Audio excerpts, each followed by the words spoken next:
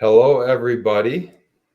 Welcome to the inaugural version of the Metabochondriacs podcast.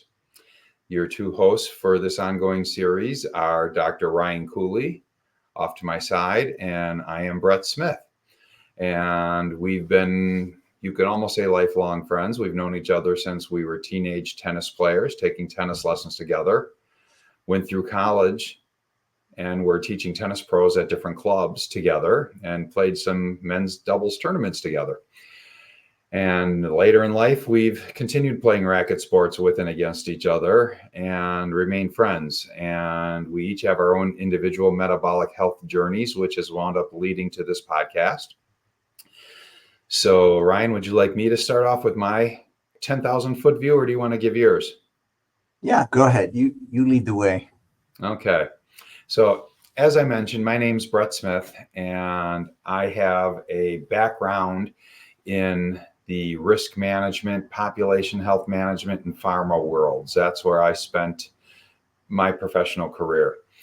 Back in 2018, I had a little bit of, you could say, an awakening. And at a family dinner, I saw my younger brother lost a lot of weight. I'm like, I wonder how he did that. He told me, he said, I did this low carb keto thing. And that's all that was said that night. A couple days later, after completely failing in an athletic endeavor with another friend as a doubles partner, I got to figure out how to lose this weight. I kind of deep dived. I started looking into what is this keto low carb thing. And some of what I was finding sounded very, very dangerous to me based on my background of selling clinical guidelines and disease management programs. So I thought, oh my God, my younger brother's going to be a skinny guy in a casket. And I went and started deep diving things to see if I could find the definitive research to potentially show him that he might be harming himself. And 60 hours later in November, I started saying, I just kind of broke my own brain, because I started realizing much of what I thought much of our medical foundation was built on is, I'll just be as politically correct as possible and say, it's incomplete. There's an awful lot of things that are in the medical literature that you can find on PubMed that I'm sure Ryan will confirm weren't taught when he was in med school. And as I go and look at what's being taught in the med schools now, it's still not a part of the curriculum.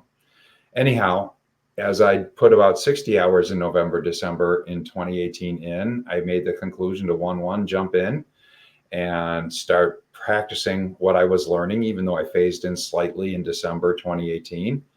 And in the first 9 months of 2019, I lost 115 pounds in 9 months. We'll come back to other elements of that journey, other health challenges that I didn't realize for a couple months that I had. Ryan, tell me about your beginning with understanding metabolic health, or your metabolic health journey. Awesome, Brett. Thanks for that intro. As the audience probably knows, I'm a physician, and I've been a practicing electrophysiologist, which is a subspecialty of cardiology, for 25 years.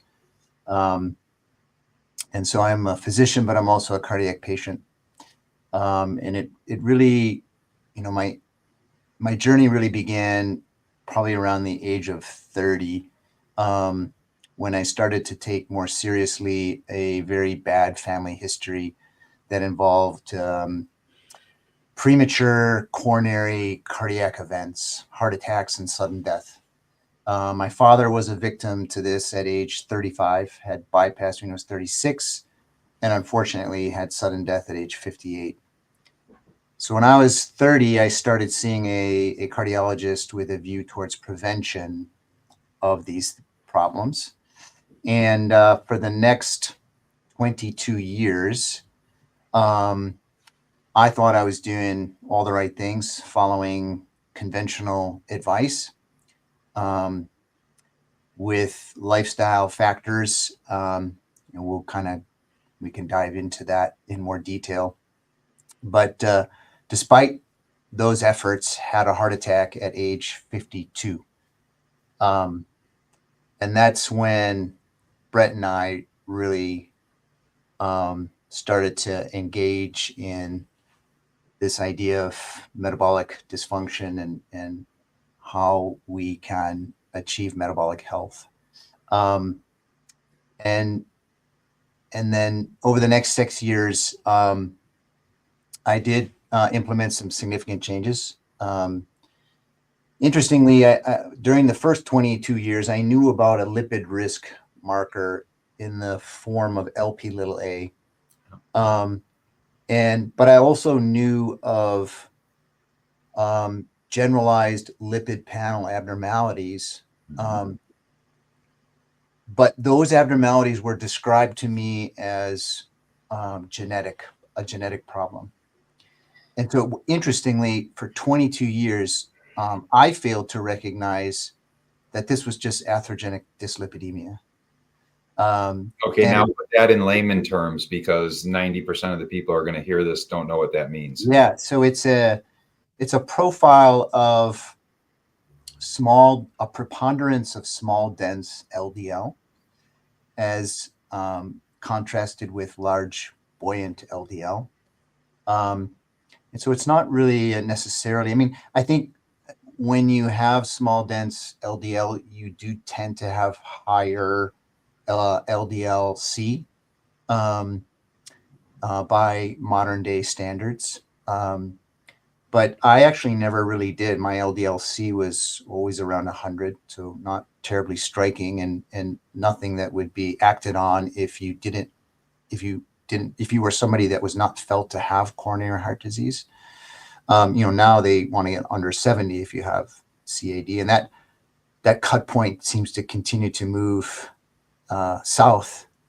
Now cardiologists are talking about LDL-C of 30 or 40. That doesn't help sell any more prescriptions, does it? Oh, no, not at all. And so there's an LDL component of metabolic dyslipidemia, metabolic atherogenic dyslipidemia, small dense LDL. And then there's typically high triglyceride. And I consider above 100 as problematic. The usual labs will reference 150 as the upper bound. Mm-hmm. And then lowish HDL. And I think it's less than 40 for a male and less than 50 for a female. Yeah. So when you have that triad, you are pretty much guaranteed that you've got metabolic dysfunction, and it's the metabolic dysfunction that's driving those changes. And also kind of three of the constellation markers of metabolic syndrome. You start putting central fat adiposity in there and blood pressure in there, and suddenly, you have three of those, and of those five, and you now have metabolic syndrome, which again probably doesn't come up in any routine doctor visits with patients. But anyhow, go ahead. Yeah. And so I after that heart attack, I fully switched from a low fat, low cholesterol diet to a whole food plant-based diet for several months, and was then tested by another lipidologist that I met, and was diagnosed with insulin resistance. And it was quite apparent to her. It was kind of funny interview, because she looked at me and said, "Why hasn't anybody, said this to you? Your problem is insulin resistance." And it's kind of interesting, because I don't know if it was Gerald Reaven, but somebody has the quote of, if you have CAD, you're either diabetic or you're an undiagnosed diabetic. That's exactly where that came out of. Absolutely. And that was me, right? And this was despite some weight loss on that whole food plant-based diet. I had peaked at 185 pounds, but keep in mind, I weighed 140 to 150 in college, and I was a college athlete. Yeah. And so, 30, 35, 40 pounds was enough to exceed my personal fat threshold. And I lost about 20 and still was insulin resistant. And I just think, for me, the diet was driving all of that. Well, let's cut off there for just a quick second on that part of the story, circle back a little bit, and we can start talking about kind of where we started chatting about all of this kind of stuff. And because I think there's interesting context and nuance in here that people might find interesting. And I had said that, after I started losing all that weight, I suddenly realized, so about 55 pounds in of my 115-pound weight loss, I decided, oh my God, I need to get back into the population health management world, wellness, disease management. I had been gone for a few years, partially because I stopped looking like I could be part of that industry. I wasn't a poster child for your typical aerobics or bodybuilder that we even visualize as being a picture of health and wellness. But I wound up jumping back into another disease management company. And I was so excited when I got back in, because I'm like, oh my God, I've learned all these new things that I can go make an impact in the world. Because almost everybody I've talked to in those first 3-4 months, they were like deer in headlights. They couldn't understand. They weren't grasping what I was talking about. Was not part of the normal vernacular in the doctor healthcare world, in the coaching world, in any aspect touching healthcare. I just realized I'm bringing new ideas that nobody else is paying attention to. And when I got the job, I got super excited and I started pacing in my office. And I'm like, oh my God, this is awesome. I'm going to go help change the world. I'm going to be thin in a few more months, and I'm not on metformin. I'm not on one of the old blood pressure medications, an ARB that I used to sell in my pharma days. And I'm just like, this is amazing. And all of a sudden it hit me. And I go, oh my God, I am an idiot, because I realized that two things that had been weighing heavily on me for the previous 4 or 5 months as I went down this whole journey and rabbit hole is that, one, when I realized disease management should be disease reversal, there shouldn't be a type 2 diabetic. There's nobody that has to be a type 2 diabetic. There's nobody that has to be hypertensive. There's nobody that, depending upon how bad the kidneys are now, where their EGFR is, they don't have to be on dialysis or keep moving towards dialysis. And this is the same thing with heart problems. This is the same thing now with mental health. I understand we're not going to get into all of these things today. That's what future episodes are for. But I realized that, part of my epiphany was finding a couple of doctors and researchers that became instrumental in the forming of a company called Virta Health. And when I said, oh my God, I'm an idiot, it's because there's a guy who's a billionaire who is the financial founder of Virta Health, and he won the 15 over Ironman competition a few years before, came back from that, did a doctor's appointment, found out that he was so pre-diabetic, he was almost on the cusp of having a 6.5, and now you're magically a diabetic, as the medical world would tell you.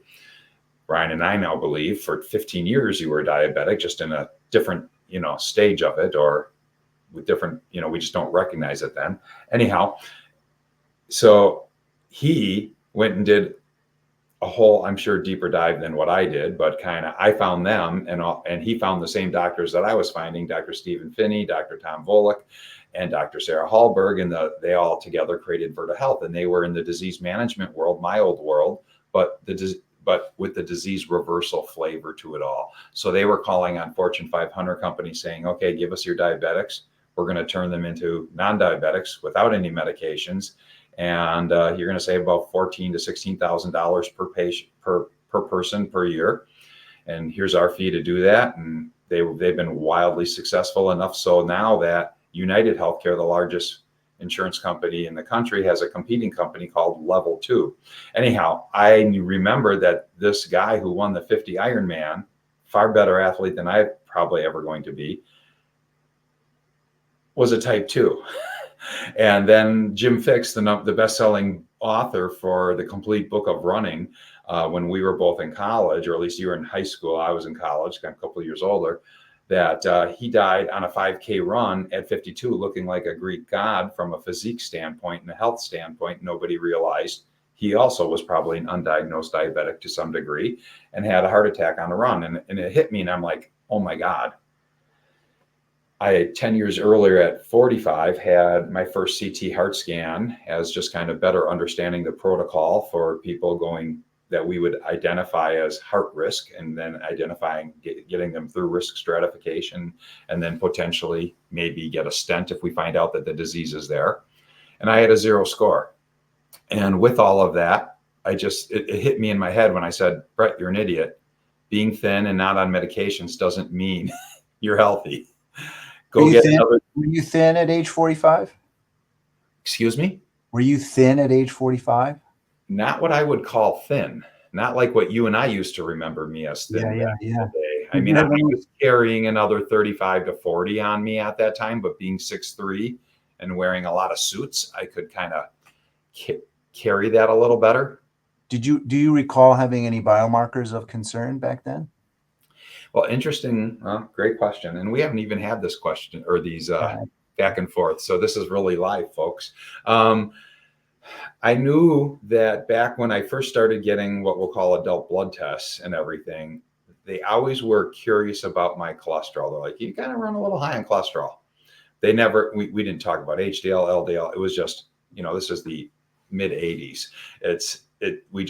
Nobody talked about fractionization of anything or different types of lipoproteins. It was just cholesterol. And, and in that first year out of college, my doctor, Dr. Reish, he saw that I put like 30 pounds on, and he would say to me, he goes, Brett, your heart has to work that much harder because there's all these new capillaries and blood vessels that are going through this fat tissue. And to move the blood through all of it, you're working harder. You should probably lose that. And so, yeah, I'm one of those guys who, 40 cold calls a day, eating at McDonald's, working in the office late, eating a Tombstone pizza when I got home. And I immediately, a lot of root beer shakes at some of the frozen custard places that I worked near. Anyhow, so no, I put on rapid weight, but like you, Ryan, and you'll remember this from when we grew up, I graduated college 6'2", 140. High school, 6'2", 140. I graduated college 6'3", 167. The joke was I was so skinny I had to run around in the shower just to get wet. The water would go right by me.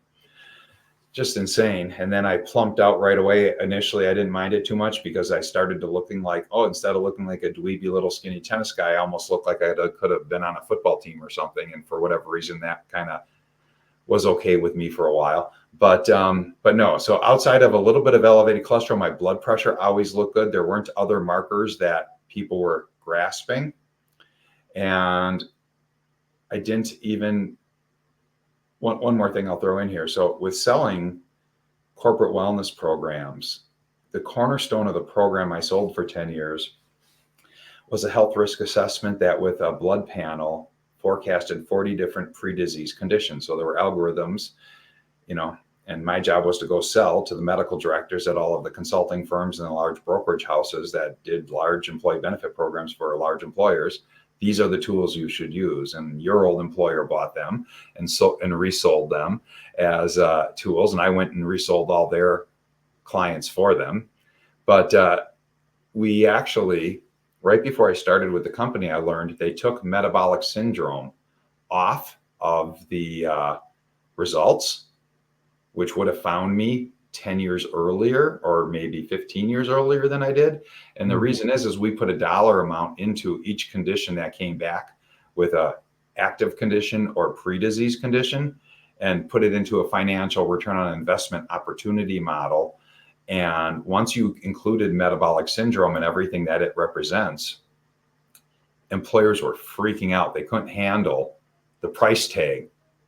They thought, you guys are full of bullshit, and so thinking, okay, well, we already have hypertension in there. We already have diabetes in there. We already, there wasn't dyslipidemia or anything like that. But, we said, well, with hypertension, diabetes, that'll work. Had it been kept in there, I would have figured this out 15 years earlier. Yeah. So anyhow, but I went and got a repeat CT heart scan, and I found out that I had a score of 268.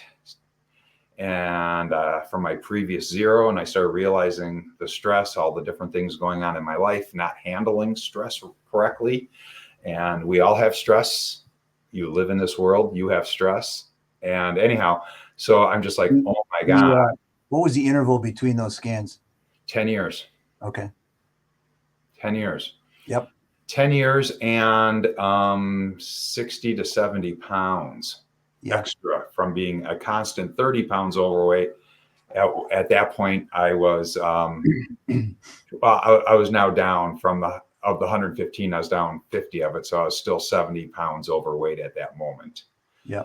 But thank God I had learned during this deep dive, thinking I'm saving my brother's life potentially. And I wind up realizing, oh, well, almost everything, all of these things are reversible. So then I deep dived into Ivor and Patrick Tewitt and all these different people where I figured out, how do you reverse these things?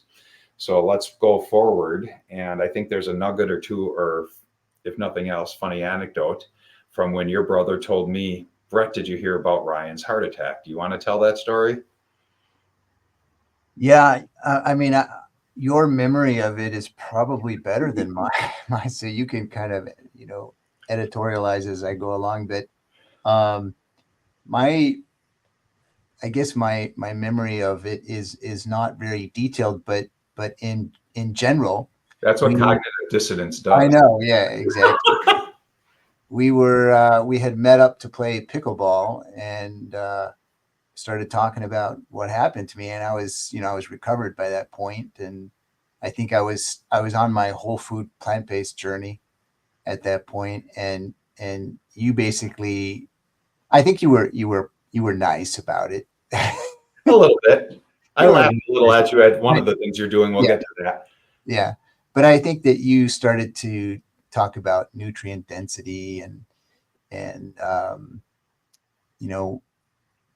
your views at that time on better ways to lose weight, restore metabolic health, etc. And I viewed those strategies as a killer, right? Because they were higher cholesterol foods, saturated fat foods, and I just didn't view at that time carbohydrates as something that was threatening. And so I kind of just blew you off, basically, and said that, hey, I threw the appeal to authority argument on you, and I said, I'm a cardiologist. I know what I'm doing. And thank God I worked for doctors and with doctors my whole life, and I'm a little bit of not that easy to push off, and I just kind of fought back a little. I said, screw that, Yeah. But I think that while I lacked a degree of curiosity about these things for 20 some years, I was an electrophysiologist, right? So all of my efforts were at keeping abreast of my highly specialized field of clinical practice, and so all of my efforts were basically spent in electrophysiology, and now and as opposed to really focusing on prevention and disease reversal of all cardiovascular disease, because there's so much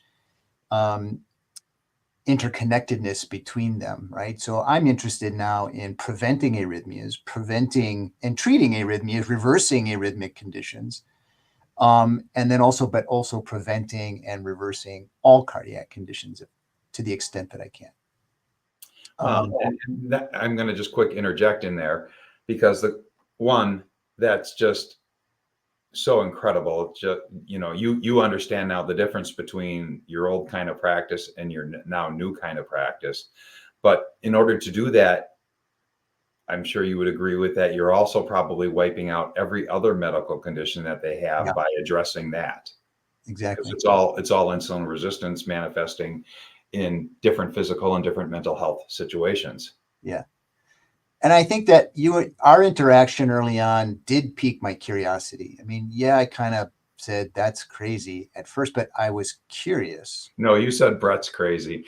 Yeah, I did. But at the same time, I was still curious, and I still was open. I've always been kind of an open, I've always had an openness in terms of my mindset. Like, I don't close off to, I firmly believe that, settled science is religion, not science. Can I give you an only slightly backhanded compliment to agreeing with you there? Yeah. Well, you'll laugh at this. So yes, I mean, I hear about Ryan's heart attack, and I had now known for a couple months about my new CT heart score, CAC score. And I think I had found protocol that was going to, or people that have gone from like monster scores, 3, 4 times my kind of score, and wiped it back down to zero. And living in the state of nutritional ketosis was cornerstone to much of that. But not fearing meat, fish, and eggs and all of these different things, and realizing and understanding the nutrient density of all this stuff. So, yeah, so, I wanted to pry and learn from a doctor here. Ryan, how are you going to address this new condition that you had? And I knew that Sean, his brother, was already very vegetarian and everything, because I have constant interaction with Sean for the last 15 years. And anyhow, as he's like, well, we've got this heart history, and my dad died, and I go, yeah, I'm aware, I remember, and that's why you became a cardiologist. And then I'm like, but I don't know if everything that you're doing is that I know you believe is what's the right thing to do. I don't think it's right, actually. I think there's nuance and context here. And at this time, you're sitting there with a baggie of Wheaties on the side of the court. I'm just like, what in God's name are you doing? And I go, all that just turns to sugar the second you start putting it down your throat. Yeah. And you looked at me like I'm crazy. But anyhow, so here's where the funny little backhanded thing, but you were completely open to this, because over the next 2-3 months, I started sharing a couple dozen different studies and videos and all these different things. And the same way that I know I broke my brain in 2018, because I'm like, oh my God, every industry I've been a part of has done more damage than help, even though all we wanted to do, we thought we were sincere people trying to help everybody. Just like I know everybody in the medical system, there's no diabolical doctors and nurses that are trying to harm people. Just the knowledge and guidelines don't allow the healing to happen. But anyhow, so, as I'm watching over the next couple of weeks, because the four of us that were on that court, a healthcare actuary, your brother, and myself, we played a handful of times throughout the summer. And all of a sudden, Bill, the healthcare actuary, and I, because he was down this whole nutritional ketosis thing 15 years before I found it. And he's like, we're watching you. You'll hit a ball in the net. And just like all of us, we always get mad when we're not thrilled. We learn, you go back, you get past it right away. But you would like look up at me across the net from you, and you'd scream, not every time, but a couple times, you go, healthcare is so screwed up. And I'm just, and Bill and I look at each other, go, he's coming around. We're getting him. And anyhow, I just thought that was kind of a funny thing. But no, I mean, because you were watching, you were paying attention, you were open-minded to taking new information in. Yeah. And you started to understand how obsessed I was with taking in information. And many people around me still think I'm crazy, because all I want to do is keep learning this kind of stuff. Yeah. So, and then I saw a lipidologist, and then I was like, once she kind of figured everything out, I was like, oh, and she suggested that I do a ketogenic diet, and I did kind of push back a little bit. And so she said, just give it a try. And she said, if you want to go ketotarian because of your fears over saturated fat, go ahead, fine. So she didn't like really push real hard, but she definitely wanted me to do a form of ketogenic nutritional therapy. I can show, I think it would be interesting at this point to show my two graphs. Absolutely. Go ahead. If you feel secure in your technological wizardry. Yeah. Present. Got it. Beautiful. All right. So it's been a little bit since I've looked at this, but let me share and point out a couple of things that I think the audience will be interested in. So I graphed out a number of metrics from age 30 to, at that time, a year ago. I'm 58 now, but this was till through 57. And I broke it down into, I'm going to again use the term potential lipid risk and then metabolic risk, because I do believe that metabolic risk carries far greater weight than lipid risk. But here's my LDL curve, the black, over those years. And was convinced to start a statin. So I've been on statin treatment since age 30.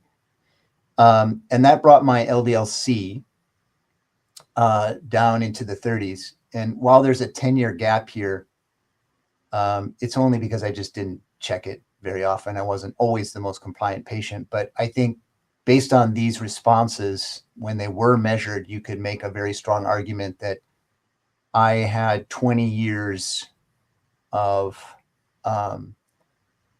LDL-C levels that would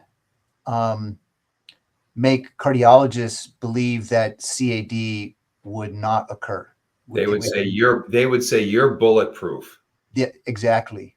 And Thomas Dayspring, does this on Twitter, constantly saying, get your LDL-C and ApoB to 30 to 40, and you will never get CAD. Well, I call bullshit on that. It was a while before ApoB became, testable. And so we did do that. And as you can see in this curve here, 30, mid 30s for ApoB. And then let's see here. The other one was Lp(a). So interestingly, my first Lp(a) was measured as 131 milligrams per deciliter, and that's quite high. And I do have a known I do have a known genetic variant for Lp(a).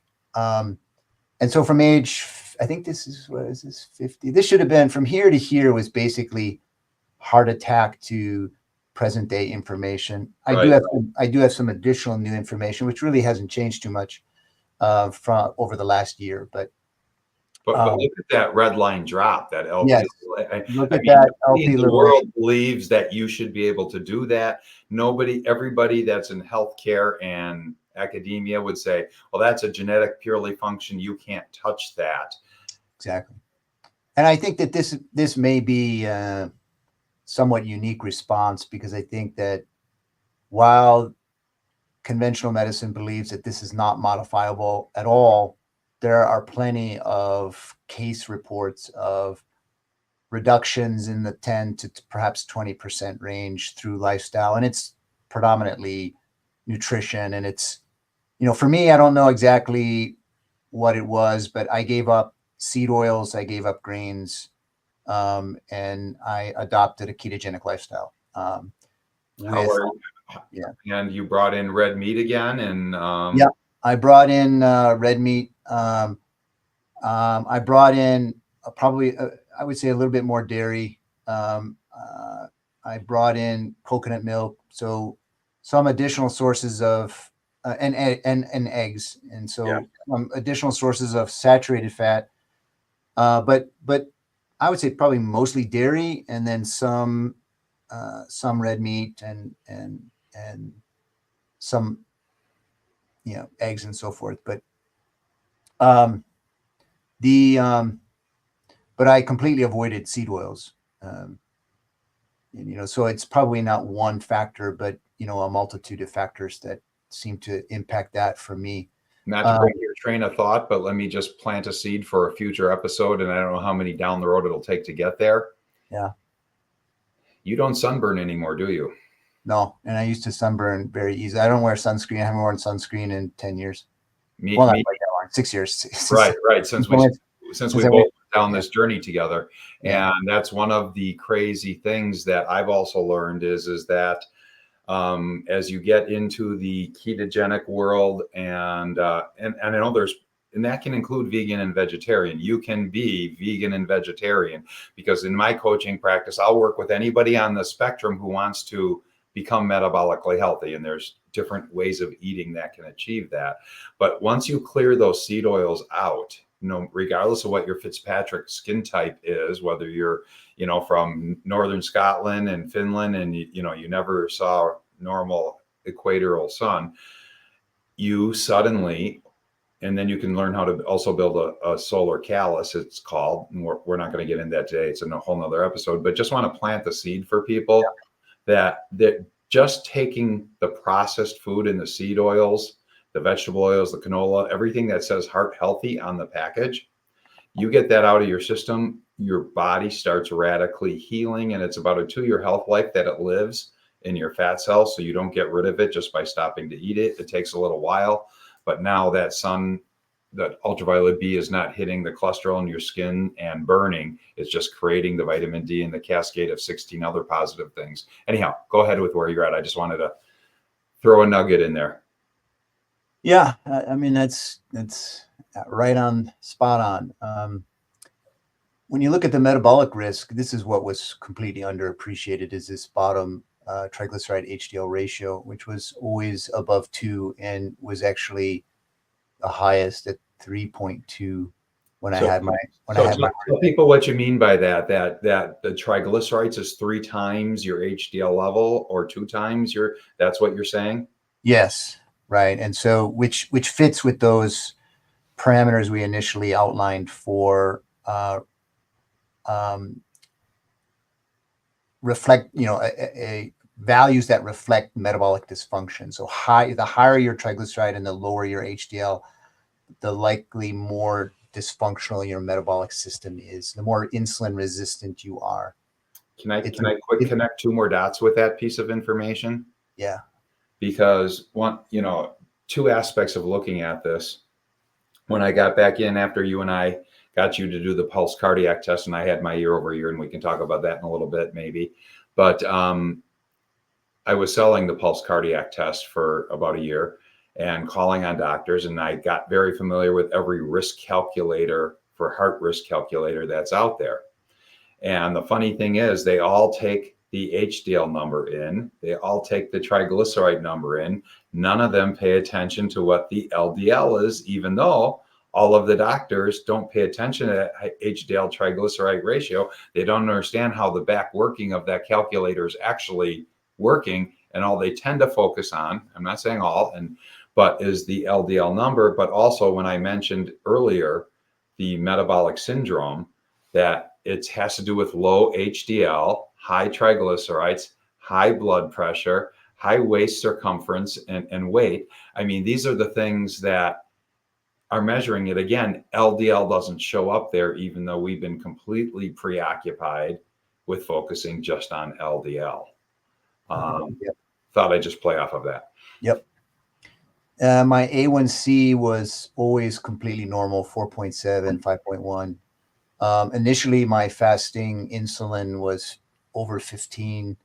I had a Kraft test, which is a 4-hour glucose tolerance test with insulin measurements that showed an abnormal curve.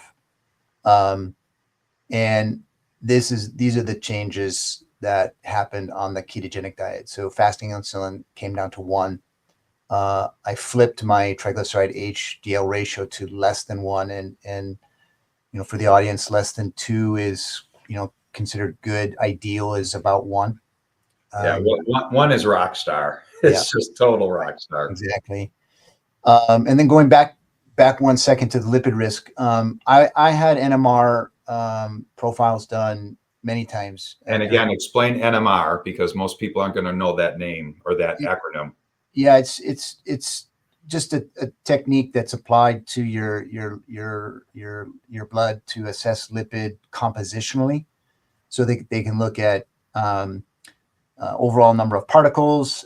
They can break it down into patterns of small dense versus large buoyant, and so it's just a more detailed and nuanced dive into your lipidome, if you will. Mm-hmm. And that told me that I had a high small dense fraction, and that I was considered what they consider type B, which is what you don't want to be.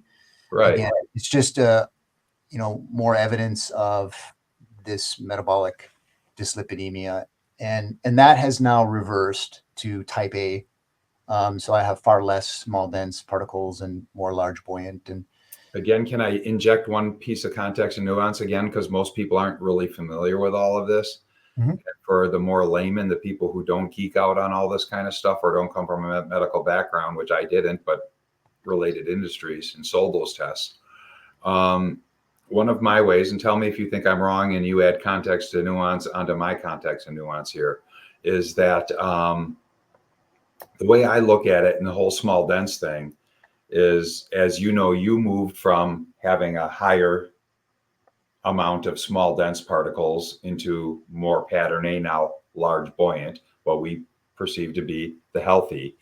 To me, the way I like to think about it is if you don't treat your bloodstream like a toxic waste dump that is going to oxidize and thus work towards building a small dense pattern, that's what allows, living in that nutritional ketosis, not doing the processed oils and all the things that we know that are going to damage the cholesterol. It's not that your cholesterol, your LDL, natively wants to go and be in a damaged form.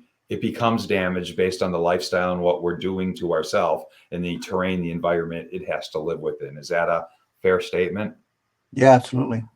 It's not just, modification of LDL, oxidation and modification of LDLs that makes it, part of the causal pathway, but it's, damage to your vascular system, your endothelial cells, your glycocalyx, and so Absolutely. forth. Yep. Those are all very important parts of why atherogenesis happens. And then having damaged cholesterol interacting with all of that, not being there to do its job for repair, it screws it all up. Yeah.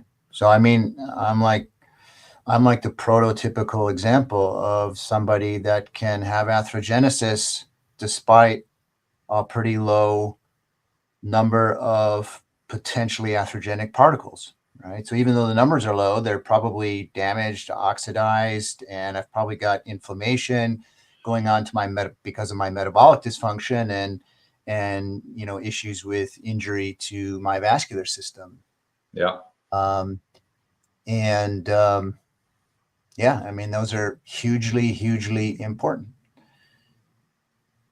Well, tell you It's what. why it's why people can have low cholesterol and get atherosclerosis, and it's also why people can have high LDL or ApoB. ApoB being, ApoB is a protein that gives all potentially atherogenic particles their signature, Right.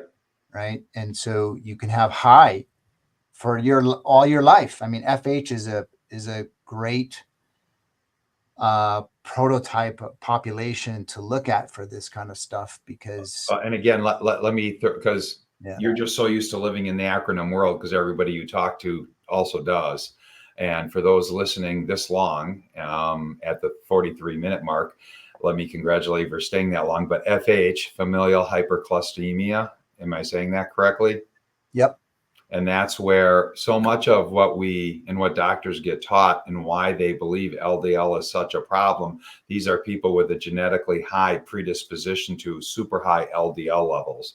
But one of the very other interesting things that we learn when you dive deeper than the surface level of what's kind of taught, even in the cardiology area, is that, yes, again, if your blood is toxic waste, and you're destroying your cholesterol and many other things, your glycocalyx, you're creating endothelial damage.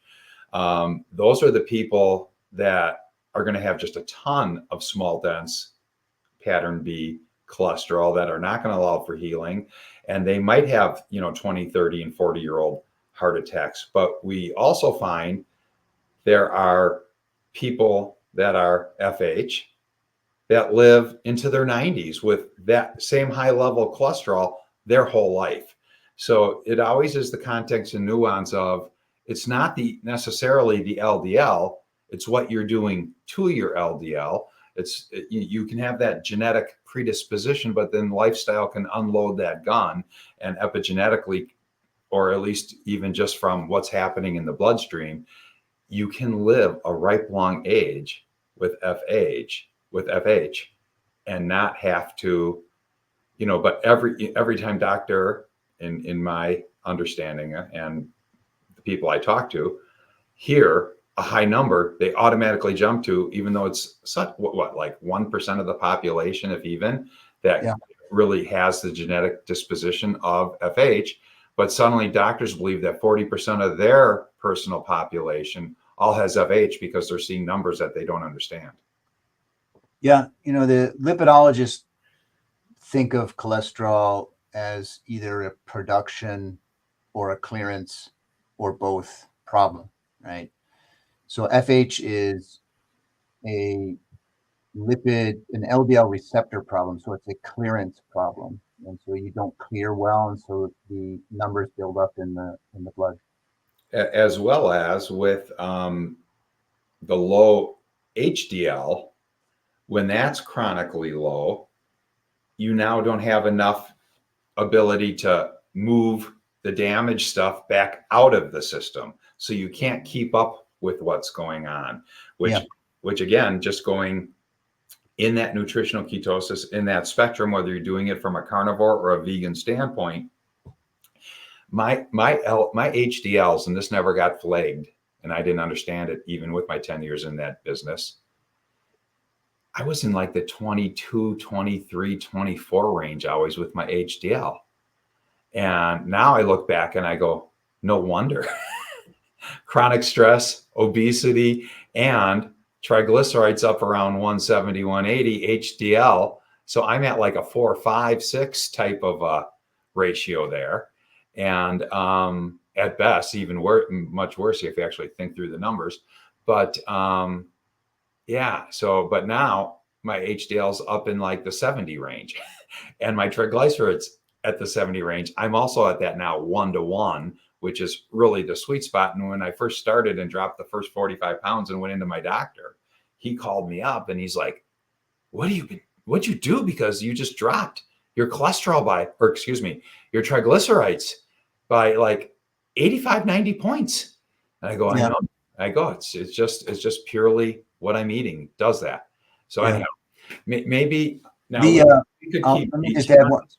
Let me add one thing to that. Yes. My HDL was low 30s, sometimes even in the high 20s, and now it's also 70, which is, it's amazing, right? And it's just people need to keep in mind that it's a marker, right? It's not that HDL of 70 is, cardioprotective or awesome. It's just a marker. It's not A marker magic. that your lipid system is functioning and self-regulating. You're metabolically healthier. Yes, you've achieved a state of homeostasis, whatever your genetics are, right? So the low HDL was not something in and of itself necessarily harmful. Maybe it could have been, for clearance of stuff that you mentioned, but that it just reflected that I had a completely dysfunctional lipid system. Can I have you confirm one more thing, and then I'm going to suggest we move into another topic because we're getting really geeky and long on heart, and this is not only about heart, and the channel's not going to do this all the time. But one thing that I'll have people also look at me like deer in the headlights when they're like, "You don't believe in LDL cholesterol," and I just try to again create the context and nuance, and I go, please explain the difference in the cholesterol that's in your HDL, your good cholesterol, than the cholesterol that's in your LDL. And they think they're magically different things. And they're just different little rafts, lipoproteins, carrying the same exact cholesterols in your HDL as is in your LDL, as your VLDL and everything else. It's just the size of the lipoprotein and then a different marker and stuff. HDL just carries it back to the liver and out and everywhere else that we do with it. And LDL becomes a LDL after being a VLDL and so on. But it's the same exact cholesterol that's in all of these molecules. Yeah. Give me 1 minute. Give me 1 minute to do 2 points that. Yeah. One is more about, right. So people, one is more about the issue of N equal 1. And there's a lot of people out there who have stories to tell. And N equal to 1 just means instead of a study of hundreds or thousands of people, this is what one person individual's results are. N number of people in the study equals one person. Go ahead. Exactly. And I think that, I guess the message I want to give people is that I think these are powerful. And some of the best science is really rooted in these stories and perhaps unexpected observations. And if you put it another way, we we tend to rely most heavily on evidence-based practice from RCTs, randomized controlled trials. Yep.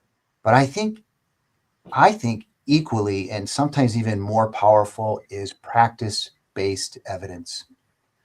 The evidence, the thing that's in plain view from practicing and caring for patients, and the observations that you have through that practice over many years.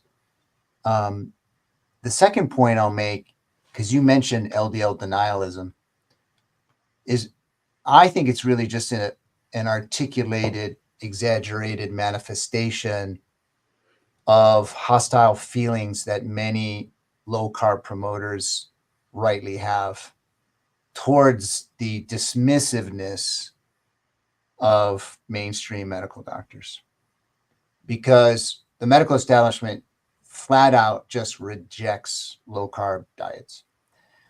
They may more so a couple years ago than today. It is coming back, but it's not where it needs to be. It's not coming back with sincerity.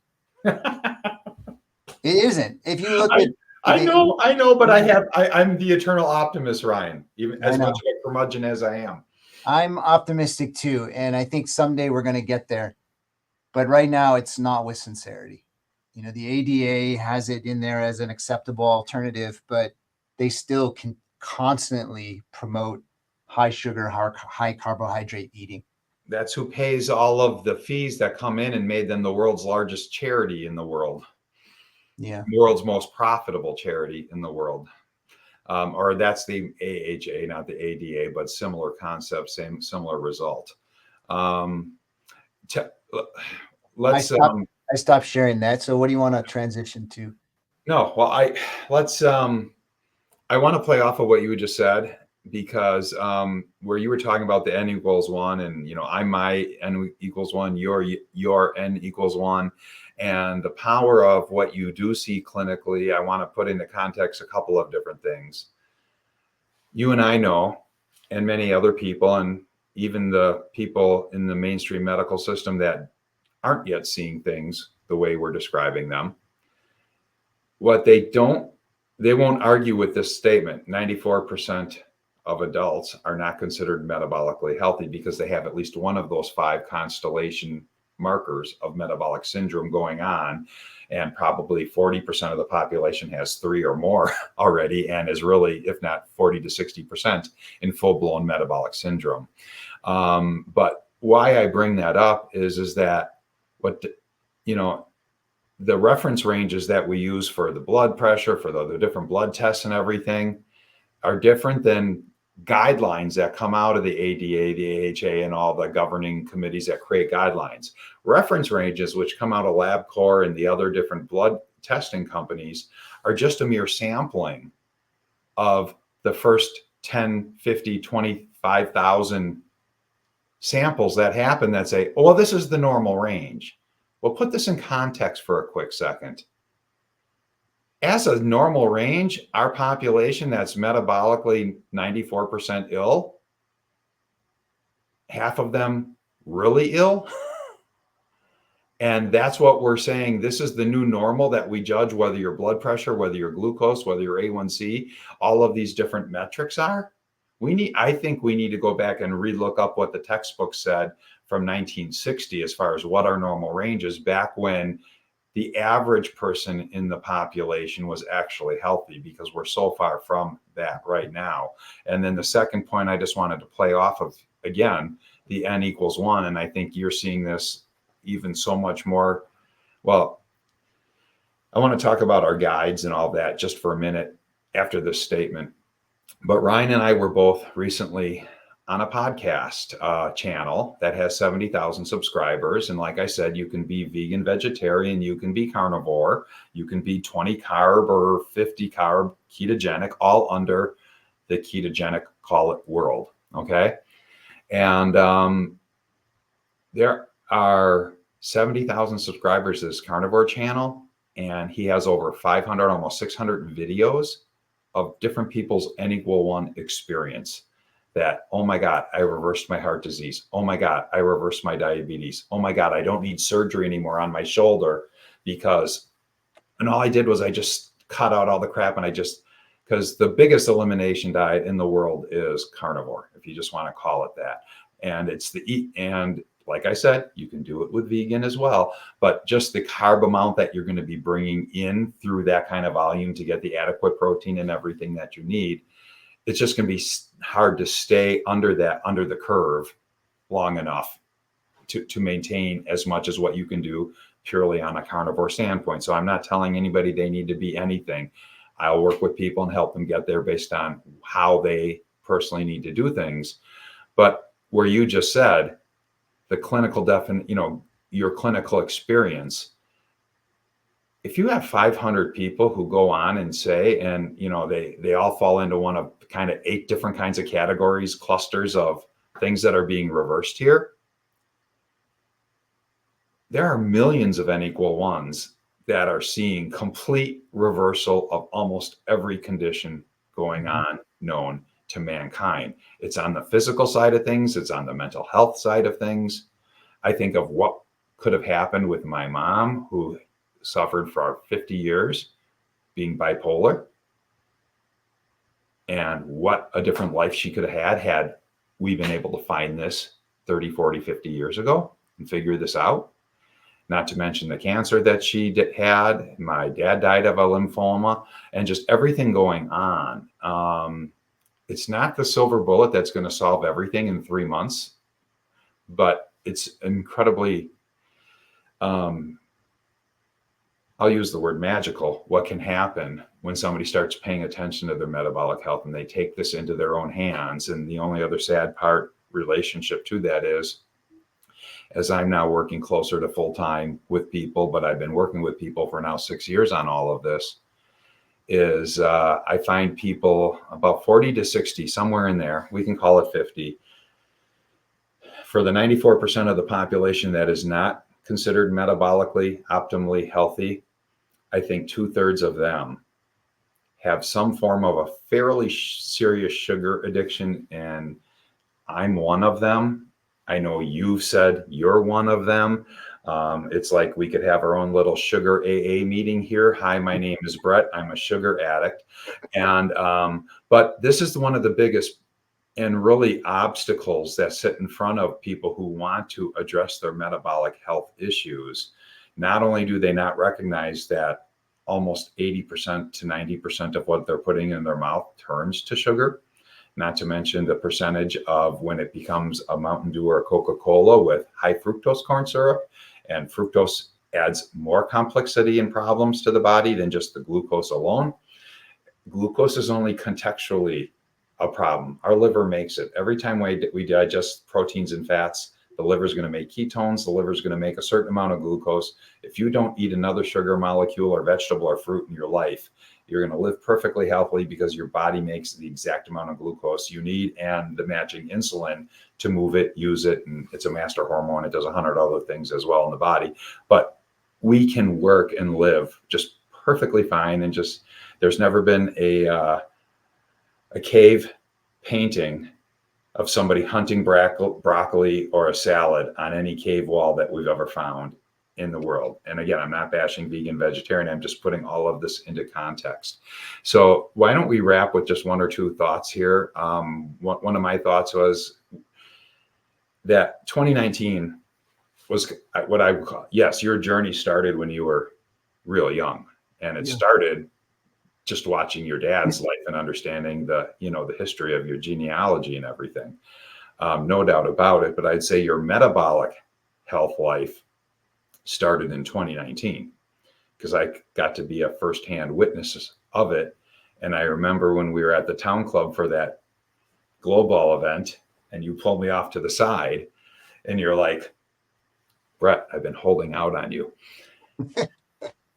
And you just had me so puzzled, because you did not tell me until then that you went to this lipidologist, and, and she's like complete, and I got to hand you the credit also, not as backhanded as maybe the last one. Not every doctor would come back and tell their friend, I got put in my place and everything that you were saying was right. And, and that conversation led me into saying, oh my God, you wouldn't believe this. I just started writing this one guide because everything I learned over the last year, I don't have 20 hours to tell everybody what I learned. And I verbally vomit so much, there's no way I could even do it in 20 hours. So I started putting it on paper and then shared it with you, and you rewrote it and did different things with it. But I'd just like you to, at least before we sign off here, talk about what a difference it was. So your health system approved this guide of nothing that this health system's ever seen in one document come out before, and what kind of impact it had on you treating your patients. Yeah. Let me start by just saying thank you. I do owe a lot of, my current health status to you. So thanks for being so passionate. And thanks for wanting to help people restore their health. And I'm really excited to collaborate with you and going forward and be a part of this journey. And that document was accepted by our health system, and we used it in our clinic, and we put it on a QR code, and so it's incredibly easy to share that document. Most people come in with QR readers on their phones, and Yep. so at the end of every visit we share that document. And I've had a lot of patient successes, a lot of patients being successful at losing weight, getting metabolically healthier, improving their lipid metrics, making them less vulnerable to arrhythmic disease, stabilizing coronaries through direct imaging. It's been really exciting. I think I've helped more people in the last 5 years than I helped in the first 20 years. I mean, by 100-fold. No doubt. I'm absolutely convinced. And I owe it all to really getting sick myself, and to have people like you, care and get interested. And so thanks tremendously. And I'll just add a couple other things here as we kind of wrap up. But I think we're about metabolic health, and we think we both feel we're both aligned in this whole concept that metabolic health is a true fundamental requirement for total healing. And it's just that important. It's all about your internal environment. What we call terrain thinking versus germ thinking. Yep. Absolutely. It's about creating the conditions for healing and for self-regulating in the face of ever-changing external environments. All the things that we are exposed to, all the toxins in our world, etc. Non-native EMF. Blew my mind the last 2 years. I mean, just blew my mind. Go ahead. Yeah. And, I'll wrap it up by saying that, metabolic dysfunction is at the core of the what they call the 4 apocalyptic conditions. Mm-hmm. Cancer, neurodegenerative diseases, metabolic disease, and heart diseases. And, insulin resistance is really the epitome of homeostatic disruption. And it's amazing how the medical establishment just completely ignores it, right? It's a problem of cut points, as we've talked about, right? 6.5, you're magically diabetic based on an A1C, which is a glucose-centric measurement. So one of my messages is to implore everyone out there to question and ask, and everybody should be getting fasting insulin measurements. It's such an easy fasting insulin and glucose together will give you a score. Yeah. Craft is the ultimate, but yes, you can Craft get is the here with a ultimate, HOMA IR and a fasting. but the easiest is a HOMA IR, which all it requires is a fasting insulin and glucose. It's such an easy blood test measurement. It's cheap, and your insurance covers it. It's paid for. Yeah. It's insulin centricity, not glucose centricity. You saw my A1C. It's 4.7, and I was insulin resistant. So come on, I was sick for probably 20 years and didn't know it. I remembered you showing up with your CGM, continuous glucose monitor, on that year too, or the next summer actually was the Pulse summer, and because if you also recall that first time when I saw you eating the Wheaties, and one of the first questions I asked was, "Are you a diabetic?" And you go, "No." And then the next year you're showing me your CGM results going, "I was so diabetic, it's unbelievable." But nobody knows. Nobody knows. Yeah. Anyhow, can I throw a cherry at the top? Yes. I thank you so much for doing this with me. I know it's because of both of our passions for all of this. We geeked out quite a bit on coronary artery disease, on atherosclerotic plaque, and all these different things. And God, we could do 10 more hours on it because we haven't scratched the surface, even though your eyes might have glazed over with all of this. But let me just kind of set the cast for what's going to happen moving forward with all of this. As we talked about, almost every major thing that happens in a healthcare interaction with a doctor is centered around your metabolic health.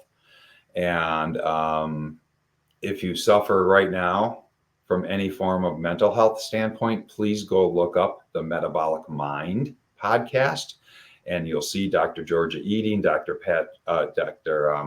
Palmer, that I showed you the book. Edie's is at my friend's at the moment, but you will see research, PhDs, scientists, psychiatrists, psychologists putting mental health in complete remission.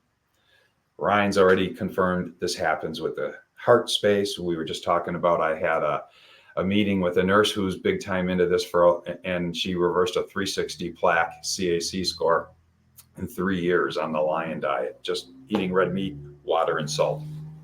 So this happens. This is out there. I'm presently in the process of writing a book on metabolic therapy. I was going to write a book on ketones and ketosis. And then I started really realizing, one, there's some incredible books that are already out there that cover all of this, and some of them are on my back bookshelf here. But once I really started connecting the dots and really getting into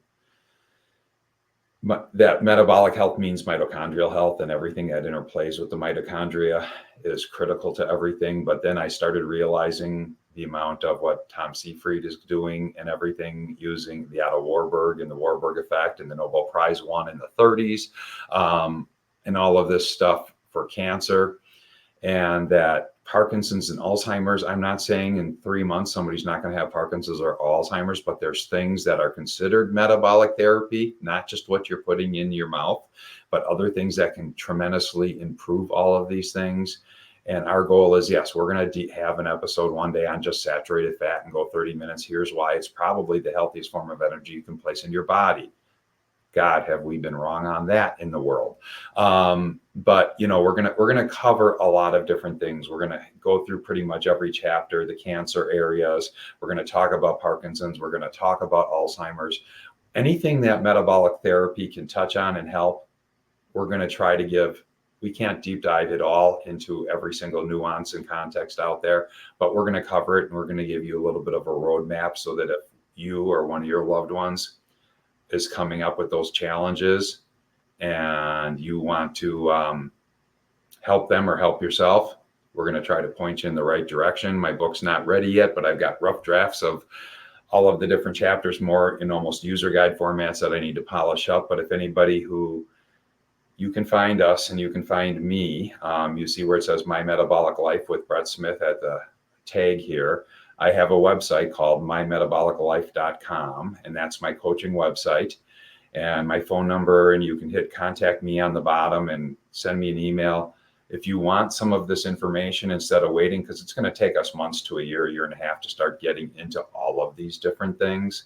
It's just too much to do in between our schedules. You wouldn't believe how much it took just to get to here. And we decided to do this back at Thanksgiving. And you can see Ryan laughing because it's been an interesting journey getting to right here. But it's going to be an interesting journey trying to keep this going and get some great content and useful information out there. But Ryan, even on some of the podcasts that we've both been on, I've had people reaching out to me to say, I live in Utah. I want to be Dr. Ryan's patient. How can people find you out there? I am with Utah Valley Intermountain Health, so the Provo-Orem area. Yeah, and I think if you just Google me, you should be able to find information regarding our cardiology department at Intermountain Health, Utah Valley, in Provo. And yeah, I see not only arrhythmia patients, electrophysiology patients, but we also are involved in a cardiometabolic program. And myself and Dr. Nirmal Sankara are leading that effort. And I think that will be a nice thing as well. We're going to be posting this to the Metabochondriacs YouTube channel. I'm going to also throw it on my personal one as like an introductory to my Metabolic Life podcast. So it'll go there, and we have to do just 10 seconds of house cleaning here because we didn't talk about this at the beginning of the onset. Yeah. When you hit pause, don't close because it's going to need to process this whole recording and everything and save onto your computer so we can use it. Maybe we'll edit that out. Maybe we won't. But everybody, whoever stuck this far through us, please subscribe to the channel. You'll learn of future podcasts if you're finding this metabolic journey interesting for yourself and for those that you love and can touch. And we look forward to seeing you again soon. And you're still planning on doing your own individual channel, Ryan? What's that going to be called? All Things Metabolic. Yeah, we'll probably post it there as well, and we'll see how much time I have to do both. But my probable journey is another 7 years in my clinical practice, and then maybe beyond that, I'll become just a podcaster, and it'd be interesting to.